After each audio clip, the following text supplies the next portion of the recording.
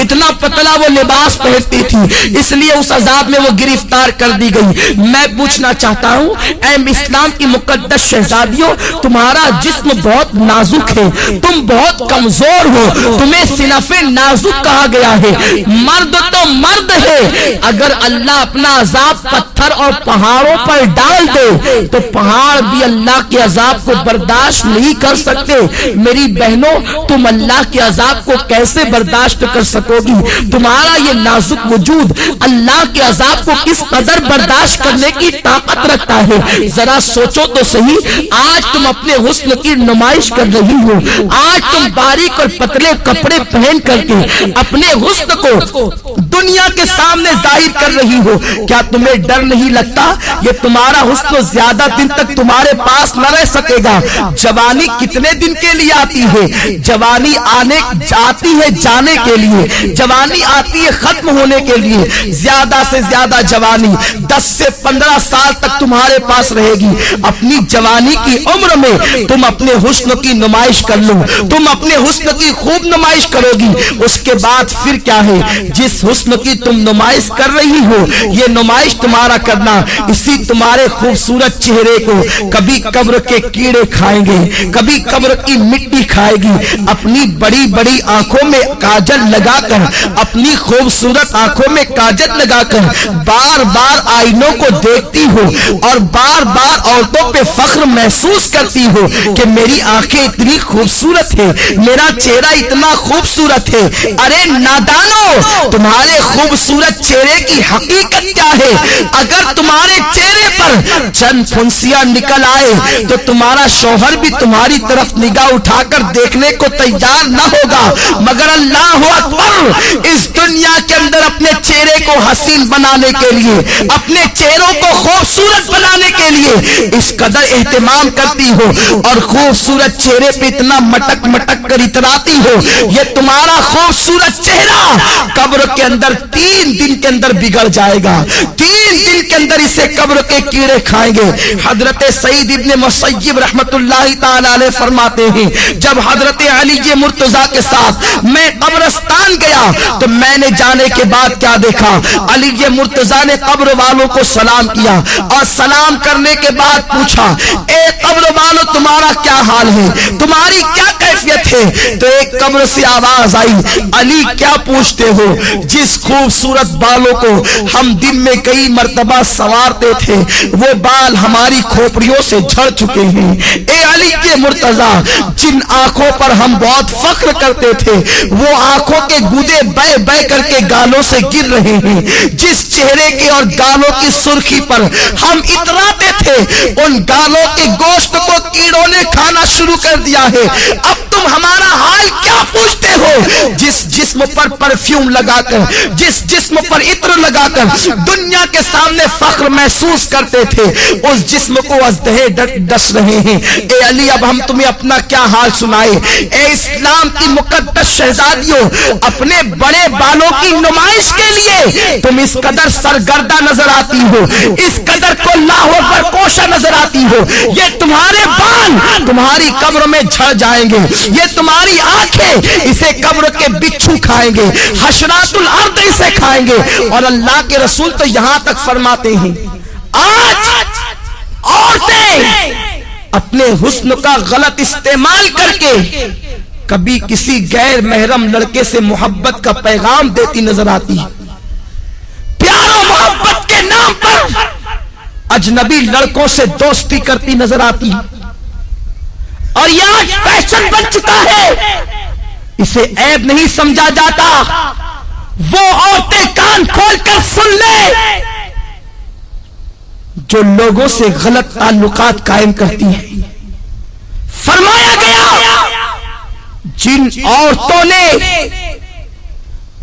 دوسرے مردوں سے تعلقات قائم کرنا تو بہت بڑا جرم ہے، ایک مرتبہ اپنا ہاتھ کسی دوسرے مرد کے ہاتھ میں دیا ہوگا، اس عورت پر اللہ اس کی قبر میں 99 سانپ مسلط فرمائے گا،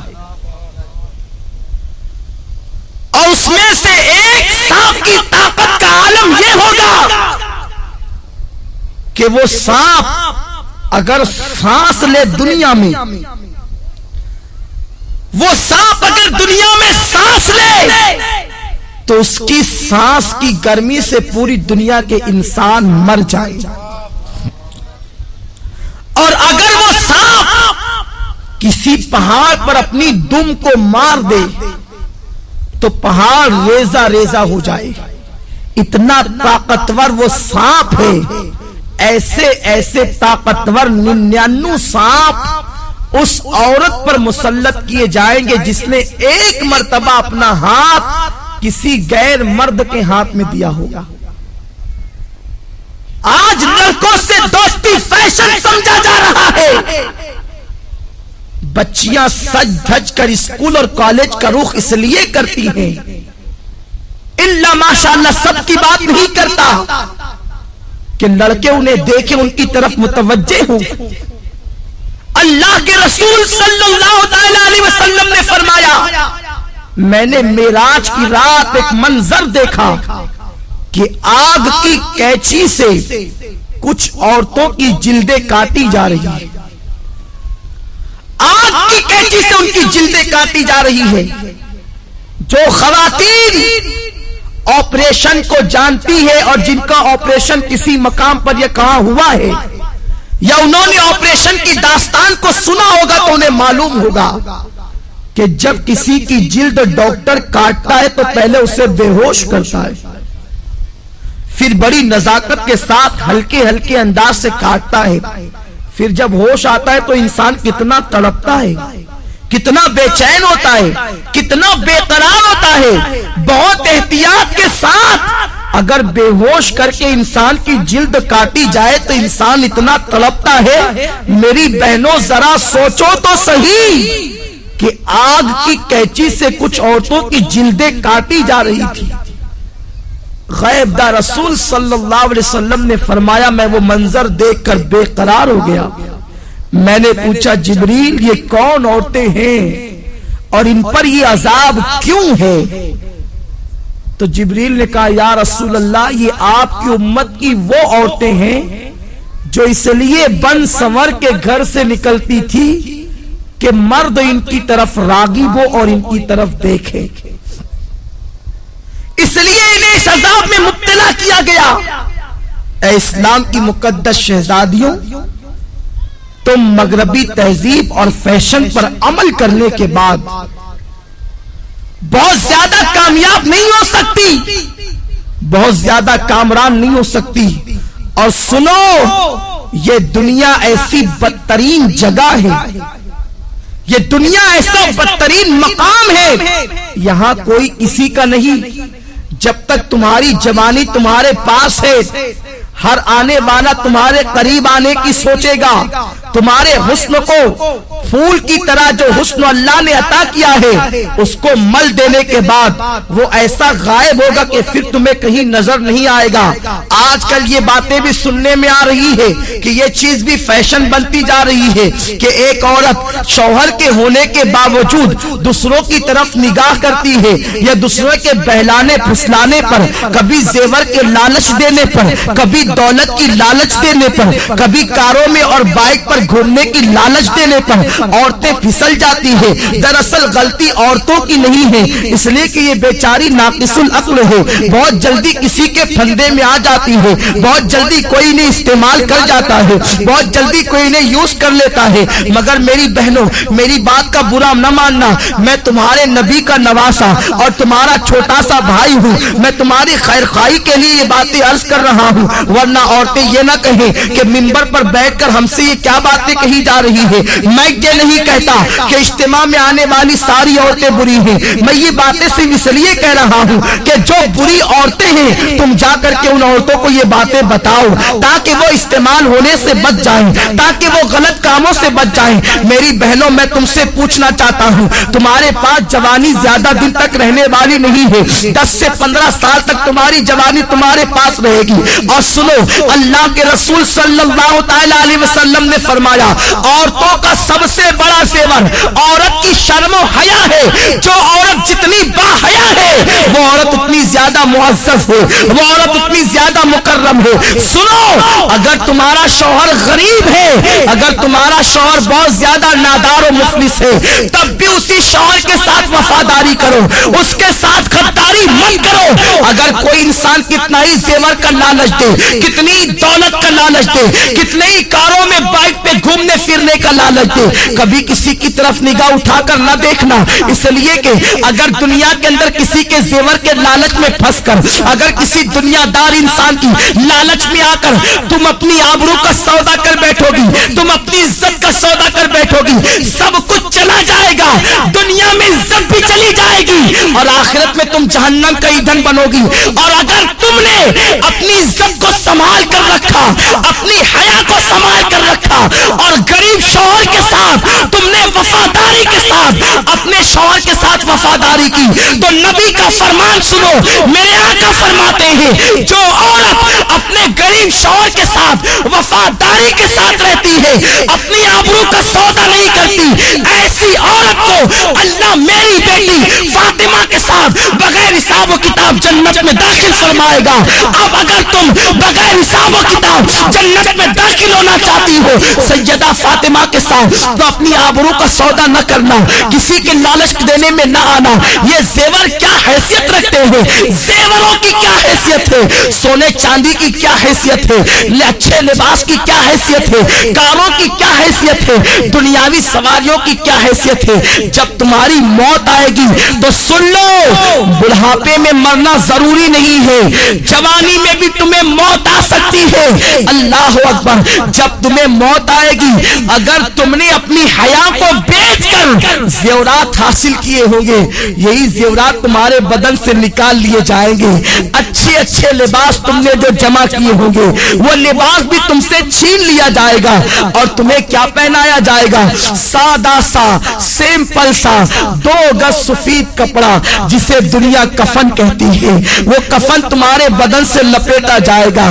काफूर की वो गमगीन खुशबू तुम्हारे बदन से लगाई जाएगी। तुम्हारी सहेलियां आज जो तुमसे कहती है चल इस गुर्बत में क्या रखा है, इस गुर्बत में क्या रखा है, चल चल कर ऐश की जिंदगी गुजार, याद रखना उन जालिमों की बात कभी मत सुनना। ए सैयदा फातिमा की कनीजाओं, नबी ने अपनी बेटी का निकाह किसी करोड़पति के साथ नहीं किया था, नबी ने अपनी बेटी का निकाह ऐसे अली के साथ किया था जिसके पास घर भी रहने को मौजूद न था। हजरत अली के में से मेरे आका कहते हैं, अली मैं फातिमा के साथ तुम्हारा निकाह करना चाहता हूँ। अली ऐसे थे, उस वक्त तो उनके पास महर देने के लिए पैसे भी न थे, कपड़े पहनाने के लिए पैसे भी न थे। अर्ज करते हैं या रसूल अल्लाह, न महर देने के पास मेरे पास पैसे हैं, न कपड़ा खरीदने के लिए मेरे पास पैसे हैं। हुजूर फरमाते हैं मेरी जीरा लेकर के जाओ, उसे बाजार में बेच दो और कपड़े खरीद करके लाओ और फातिमा का महर अदा करो। मैं पूछना चाहता हूँ, नबी चाहते तो अपनी बेटी का निकाह किसी दौलतमंद के साथ कर देते। बड़े बड़े दौलतमंद मेरे सरकार की बेटी का हाथ मांगने के लिए आए थे, मगर नबी जानते थे अगर मैंने अपनी बेटी का निकाह किसी दौलतमंद के साथ कर दिया तो मेरी उम्मत की बेटियों का क्या होगा, मेरी उम्मत की बेटियां जिंदगी कैसे गुजारेगी। नबी ने अपनी बेटी का निकाह एक गरीब अली के साथ करके दुनिया को बता दिया कि गरीब शौहर के साथ ईमानदारी और वफादारी के साथ अपनी जिंदगी को गुजार देना ये नबी की बेटी फातिमा की सुन्नत है, तमाम जन्नती औरतों की सरदार की सुन्नत है। मेरे आका अलैहिस्सलात व तस्लीम की कनीजाओं, सैयदा फातिमा इतने गरीब ही के आलम में अपनी जिंदगी को गुजारती थी कि अपने हाथों से चक्की खुद पीसती थी। चक्की पीसने से हाथों में छाले पड़ गए थे, मशकीजा बदन पर रख करके पीठ पर लाद कर मशकीजे से पानी लाती।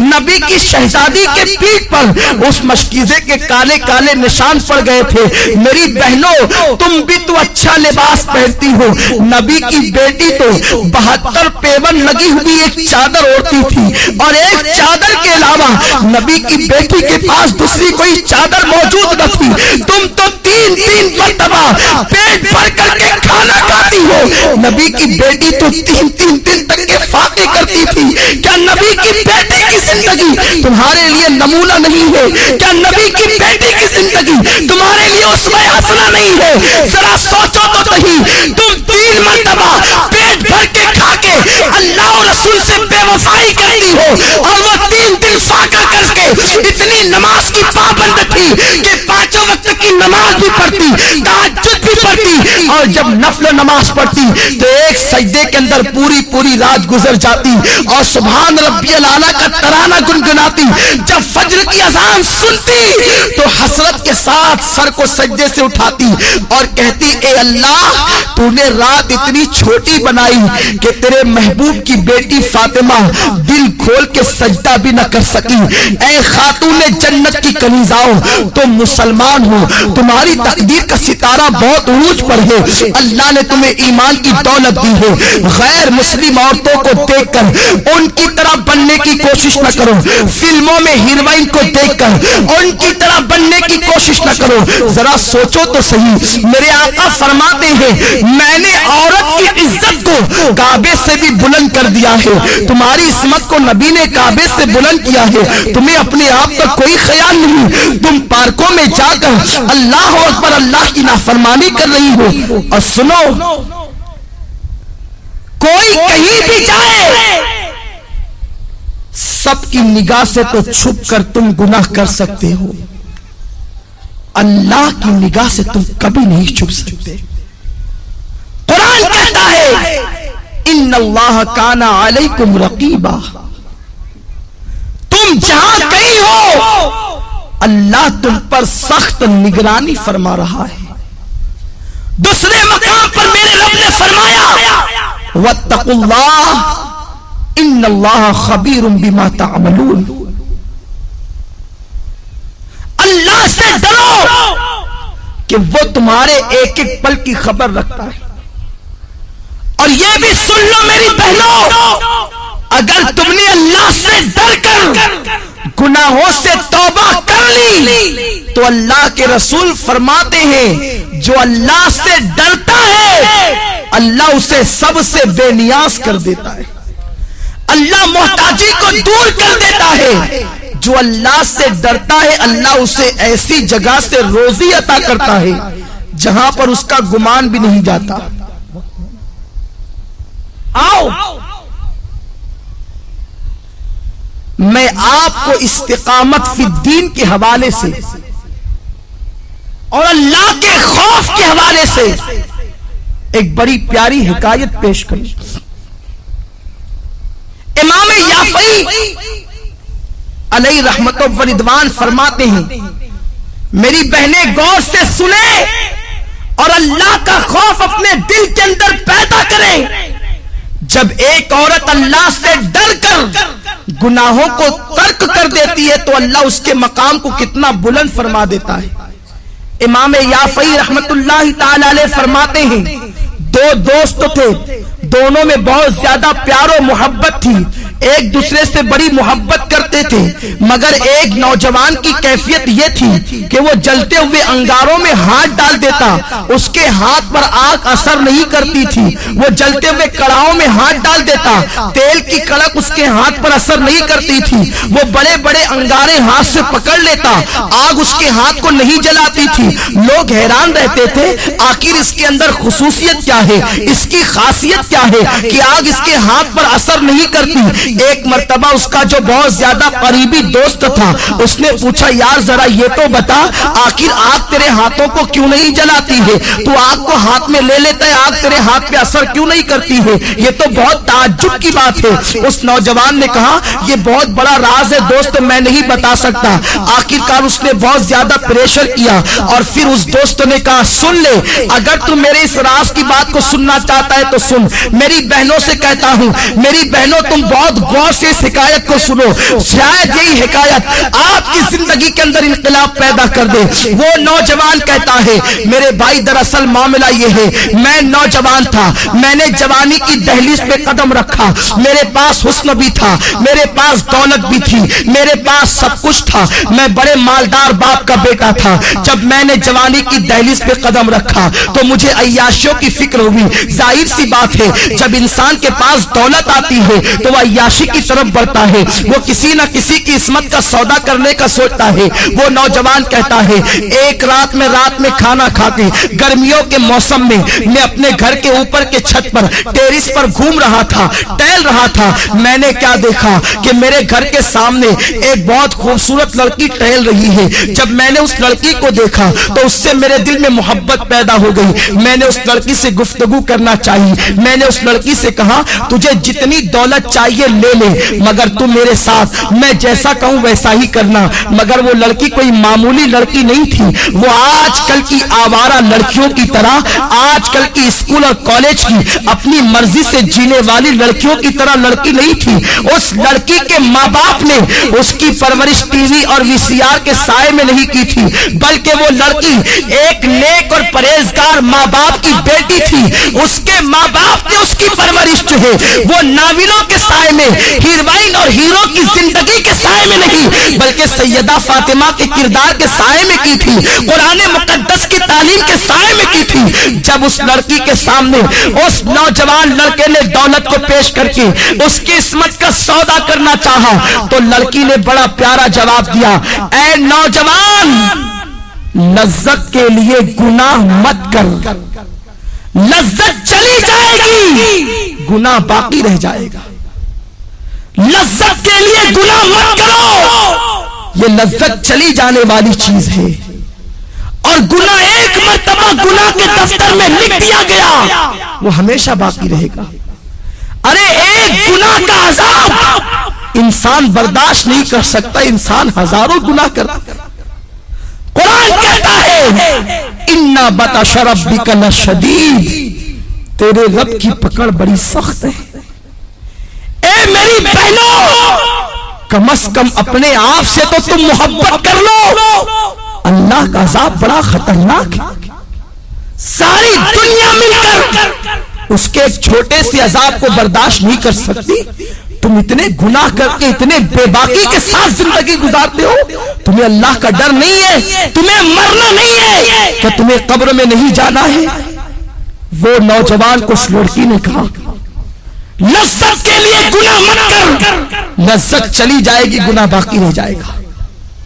وہ نوجوان کہتا ہے میں اس لڑکی کے پیچھے لگا رہا، وہ لڑکی مجھے اللہ سے ڈراتی رہی۔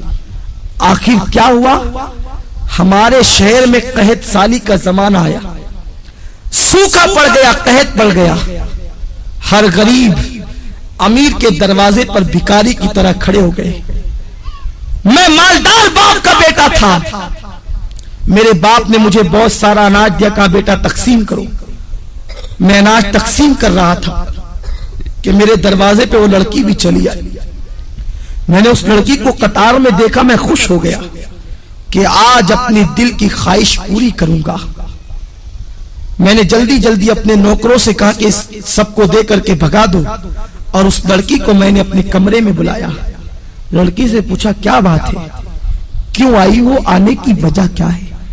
لڑکی نے کہا اے نوجوان تو جانتا ہے کہ میری شادی ہو چکی ہے اور میرے 3 بچے ہیں، میں ماں ہوں، میرے بچے بھوک کی وجہ سے تڑپ رہے ہیں، خدا کے لیے کچھ اناج دے دے تاکہ میرے بچوں کی زندگی بچ جائے۔ اس نوجوان نے کہا اے لڑکی میں تیرے قدموں میں دولت کا اور اناج کا انبار لگا دوں گا، تو ایک مرتبہ میرے دل کی تمنا کو پورا کر۔ لڑکی نے کہا تیرے دل کی تمنا کیا ہے؟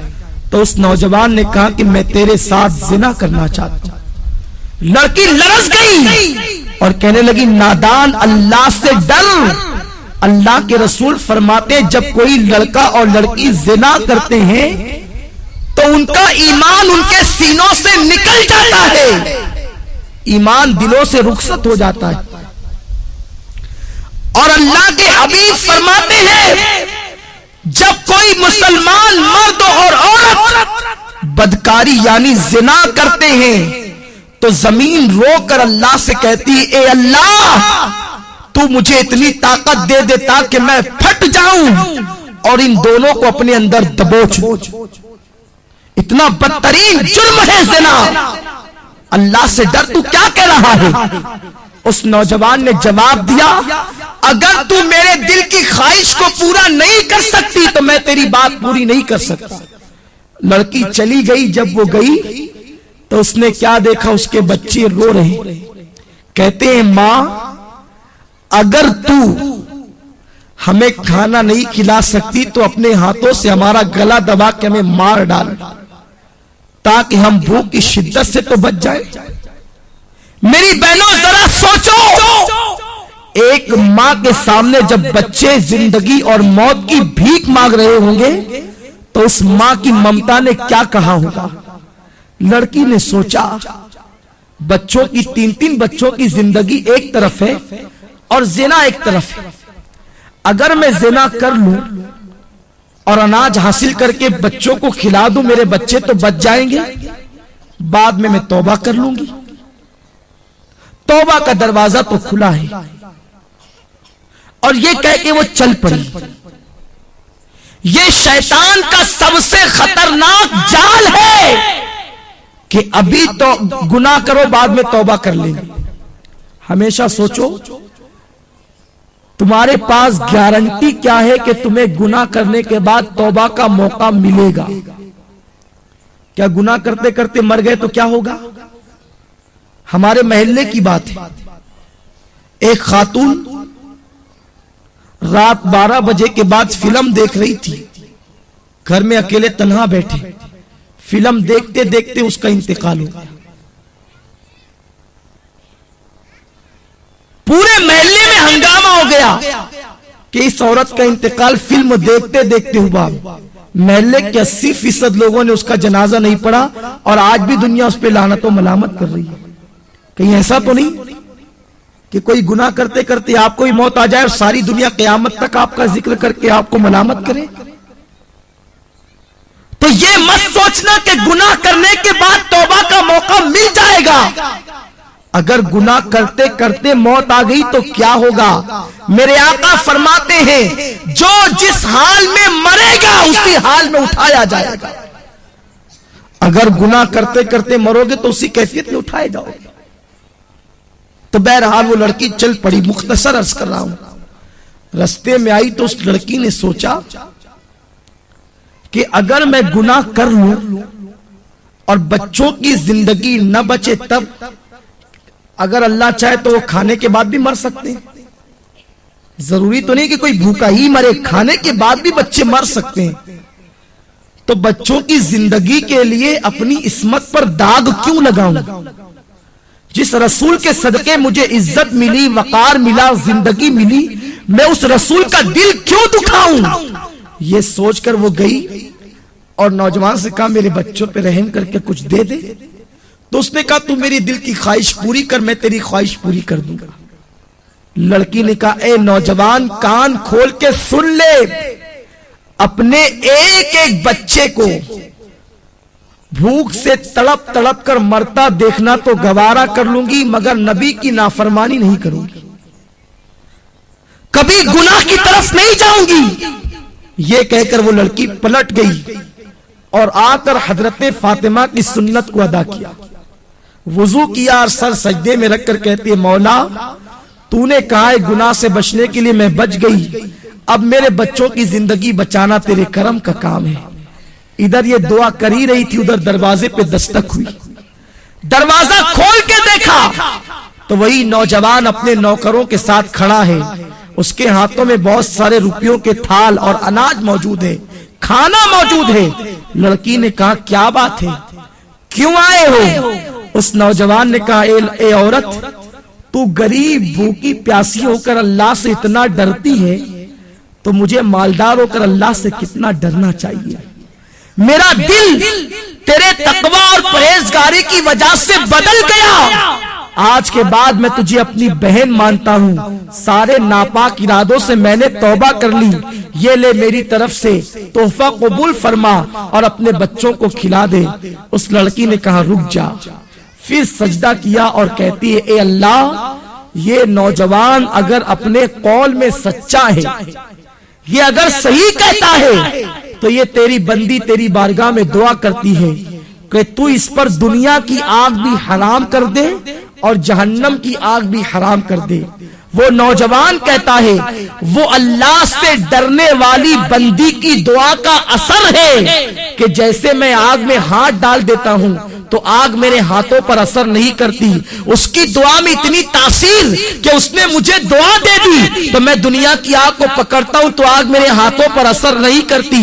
مجھے امید ہے کہ جہنم کی آگ بھی میرے جسم پہ اثر نہیں کرے گی۔ میری بہنوں ذرا سوچو تو صحیح، اگر ایک عورت گناہ سے بچے، ایک عورت اگر برائی سے بچے تو اس کی دعا میں اتنی تاثیر پیدا ہو جائے کہ اگر وہ کسی کے لیے دعا کر دے کہ تیرے ہاتھ پر دنیا کی آگ اثر نہ کرے تو دنیا کی آگ اسے جلا نہیں سکتی، تو خود اس بندی کے وجود کا عالم کیا ہوگا، خود اس بندی کی شان و شوکت کا عالم کیا ہوگا۔ تو میری بہنوں تم اپنے مقام کو پہچانو، تم نبی کی امتی ہو، تم سرکار کی کنیز ہو، تم سیدہ فاطمہ کے نقش قدم پر چلنے کے لیے پیدا کی گئی ہو۔ اپنی عصمت و آبرو کو سمجھو اور اپنی آبرو کا سودا نہ کرو۔ اور چلتے چلتے آخری بات بتا دوں، اگر کوئی میری بہن غلطی سے کوئی گناہ کر چکی ہے تو وہ پریشان نہ ہو، آج بھی توبہ کا دروازہ کھلا ہوا ہے،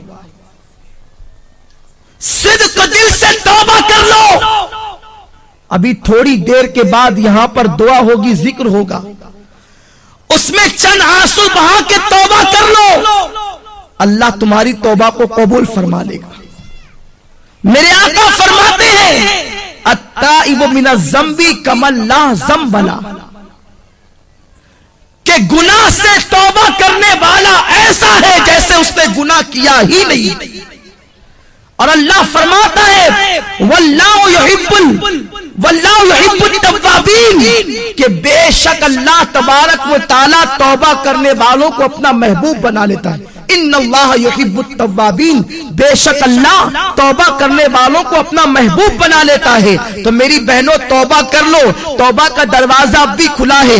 اگر فلمیں دیکھ کر یا ڈرامے دیکھ کر یا پارکوں میں جا کر یا کہیں پر کوئی خطا ہو گئی ہو تو آج صدق دل سے توبہ کر لو، انشاءاللہ اللہ تمہاری توبہ کو قبول فرمائے گا۔ آئیے اس سلسلے میں ایک بات میں تمہارے سامنے اور پیش کر دوں کہ توبہ اللہ اپنے بندوں کی قبول کرتا ہے، مگر توبہ نام کس چیز کا ہے؟ کانوں کو پکڑنے کا نام توبہ نہیں، گانوں کو پیٹنے کا نام توبہ نہیں۔ توبہ کہتے اسے ہیں ایک مرتبہ اپنے اللہ سے دل ہی دل میں عہد کر لیا کہ مولا میں کبھی گناہ نہیں کروں گی، دوبارہ آندھی آئے طوفان آئے قیامت آ جائے مگر تم دوبارہ اس گناہ کی طرف نہ جاؤ، اسی کا نام سچی توبہ ہے۔ اور سچی توبہ کرنے والوں کا مقام بہت بلند ہو جاتا ہے، اس کا مرتبہ بہت بڑا ہو جاتا ہے۔ آج میں آپ کو بتاؤں، حضرت ذوالنون مصری علیہ رحمت و رضوان کے دربار میں ایک کچھ محلے کے لوگ آئے اور آنے کے بعد کہتے ہیں اے ذوالنون مصری، ہمارے محلے کے اندر ایک رقاصہ آئی ہے، ایک ناچنے والی آئی ہے، ایک ڈانس کرنے کے لیے آئی ہے، اور نوجوان جاتے ہیں اور رات بھر اس کے ساتھ بدکاری کرتے ہیں، اس طریقے سے وہ ماحول خراب کر رہی ہے، پورے محلے کا معاشرہ تباہ ہو رہا ہے۔ میری بہنوں ذرا غور سے سنو، اللہ کیسا کریم و رحیم ہے، اللہ کیسا ستار و غفار ہے۔ حضرت ذوالنون مصری اللہ کے ولی تھے، اللہ اکبر۔ جب ان کے دربار میں محلے کے لوگ آئے کہ محلے میں گناہ ہو رہا ہے، ایک عورت تباہی مچا رہی ہے، نوجوان کھچے کھچے اس کی طرف جا رہے ہیں، اسے محلے سے نکال دو، اللہ اکبر۔ مگر سنو، اگر کوئی گناہ کرے تو اسے محلے سے نکالنے کی کوشش نہ کرنا، گناہ کرنے والوں کو کبھی حقیر مت سمجھو، ہمیں گناہ سے نفرت کرنے کا حکم دیا گیا ہے، گنہگار سے نفرت کا حکم نہیں دیا گیا، ہمیں مرض سے نفرت کا حکم دیا گیا ہے، مریض سے نفرت کا حکم نہیں دیا گیا۔ گناہ مرض ہے، گناہگار مریض ہے، اگر تم مریض سے نفرت کرو گے गए तो गुनहगारों का इलाज कौन करेगा? मेरे आका ने तो बड़े बड़े गुनहगारों को सीने से लगाया। हमें क्या हक बनता है किसी गुनहगार का गुनाह ओपन करके उसका मजाक उड़ाने का? तो मेरी बहनों, अगर तुम्हारे महल्ले के अंदर कोई औरत गुनाह करती हुई पकड़ी जाए या कोई औरत किसी का गुनाह तुम्हारे सामने ओपन हो जाए तो उसकी तशहीर मत करना, बल्कि उसके करीब जाकर उसकी इस्लाह करने की कोशिश करना, उसे गुनाह से रोकने की कोशिश करना। हजरत जुन्नून मिस्री की बारगाह में महल्ले के लोग आकर कहते हैं उस रक्कासा को निकाल दो। उस जमाने के लोग कितने हसास थे, कितने मुत्तकी और परहेजगार थे कि एक औरत गुनाह करने के लिए आई थी, पूरा महल्ला मुखालिफत कर रहा था। यहाँ तो पूरा महल्ला के महल्ला गुनाह करता है, कोई मुखालिफत करने वाला नहीं, कोई मना करने वाला नहीं। बहरहाल हजरत जुन्नून मिस्री ने फरमाया वो औरत फाहिशा है ना, वो औरत बदकारा है ना, वो औरत जिना करवाती है, वो औरत बदकारी करती है, ठीक है तुम चले जाओ, इंशाअल्लाह मैं उसका इलाज कर दूंगा। उसके बाद हजरत जुन्नून मिस्री रहमतुल्लाहि ताला अलैह जाते हैं और जाने के बाद उसके दरवाजे पर बैठ जाते हैं। जब उसके दरवाजे पर बैठ जाते हैं महल्ले के जितने लड़के आते हैं जुन्नून मिस्री जैसे वली को देखकर भाग जाते हैं। हजरत जुन्नून मिस्री उन नौजवानों को समझाते हैं बुराई न करो, ये बहुत बुरी चीज है, इससे रोजी खत्म होती है, इससे चेहरा मस्क किया जाता है, इससे चेहरा बदल जाता है, इससे इंसान तबाह होता है, इससे इंसान बदनाम होता है, इससे इंसान की जिंदगी कम कर दी जाती है। गर्ज के जिना की बुराइयां वो बता रहे हैं। वो औरत सज धज के घर में बैठी है कि आज मेरे यहाँ कौन आता है। सारे लड़कों को शाम ही से जुन्नून मिस्री ने रुखसत कर दिया और उसकी कनीज जब दरवाजे पर आई तो जुन्नून मिस्री उससे कहते हैं तेरी मालिका से कहना आज तुझसे मिलने के लिए जुन्नून आ रहा है, एक रात की कीमत क्या है। वो लरज गई कि हजरत जुन्नून मिस्री इतने बड़े वली कहलाते हैं और वो मेरी रात की कीमत पूछ रहे हैं। कनीज ने आकर बहरहाल बता दिया।